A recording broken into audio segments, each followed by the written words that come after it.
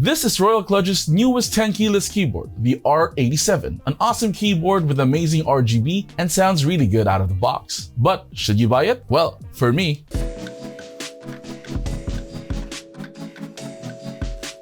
hey everyone, my name is Kevin and welcome back to the channel. In today's video, we're gonna take a look at the Royal Kludge R87, a 10-keyless pre-built keyboard designed for entry-level enthusiasts who've just entered the rabbit hole and want to buy their first keyboard. The R87 was sent out by Royal Kludge for me to check out. Thank you RK for sending this board to me for review. Just a disclaimer, Royal Kludge does not have any say on what I will be talking about on this keyboard. I do not share with them any of my notes, nor am I given any script to say about this keyboard. All thoughts and opinions are my own, and they're also watching this video together with all of you.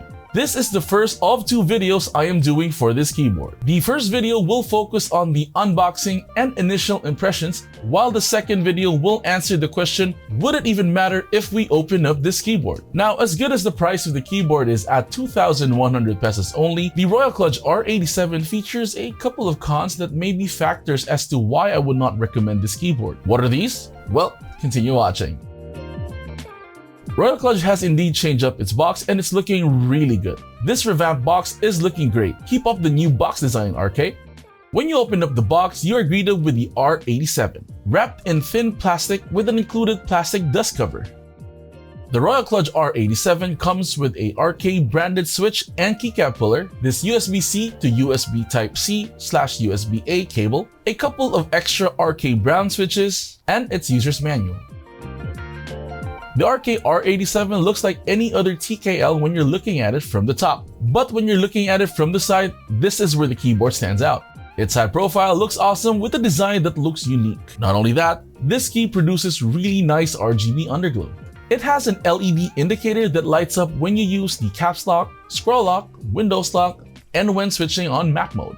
The R87, at least from the RK store linked in the description, comes with just a white variant with white alphas and dark gray and red accent keycaps. But I have seen pictures online that show a black variant with light gray alphas and black and maroon accent keycaps. On the bottom part, you can see 4 anti-slip rubber support with 2 level adjustable flip-out feet. As per the RK page, it has an 8-degree typing angle, but like the RK H81, I still prefer using the second level of the flip-out feet. Now, here's one of the first cons, the USB-C placement. Like the TechWare Veil 87, I am not a fan of how I need to plug the cable into this keyboard. Sure, it does have a cable routing area where you can choose to let the cable go to either the left, the center, or the right side of the board, which is an okay feature, but again, you are unable to use a customized cable and it's a bit cumbersome to attach the given cable to begin with. Despite this, the RK R87 looks really nice, sounds great out of the box, and just feels premium for a keyboard priced at 2,100 pesos. For me, this board is aimed at people who want to try a mechanical keyboard for the very first time and prefer this layout, or for people who just want a good keyboard that can be used right away. Just like with most keyboards nowadays, the R87 features a 5-pin hot swappable socket that are great, especially for people getting into the hobby. Now, this may be a con for other people, but this keyboard has north-facing LEDs, which will have interference from cherry profile keycaps. But in the RGB department, it'll have awesome brightness coming from it. Speaking of switches, check out our channel sponsor, Keebzilla. Keebzilla is your one-stop shop for switches, lube, and keyboard accessories such as keycap pullers, switch pullers, and a whole lot more. Check out the link in the description to get your keyboard enthusiast needs. Thank you to Sir Charles of Keebzilla for always supporting the channel. The R87 can only be used via USB-C cable, which at this price point, I can't complain about. For me though, this may turn off some people from buying this, as for a little more money, you can get the RK H81, which has tri-mode support. The Royal Kludge R87 features per key RGB with 16.8 million colors to choose from with multiple effects. It also features an awesome RGB underglow. It is not stated on the Royal Kludge website if the R87 is gasket mounted, but I've seen some websites and some other YouTubers saying that it is. I can't confirm this yet, but I will be able to once I try and open this bad boy up for the second video, so stay tuned for that. If you have the RK H81, the RK software I used there, which was super easy to use by the way, can still be used for the R87. You can use Royal Kludge's software to assign keys, add macros, and even customize the RGB colors. Take note that the software I've used, which is version 4.0.2, I am unable to tweak the underglow lighting. You must use function and insert to change the colors to only the 9 available effects. Before I give my initial impressions on the keyboard, here's a quick sound test of the R87 all stock.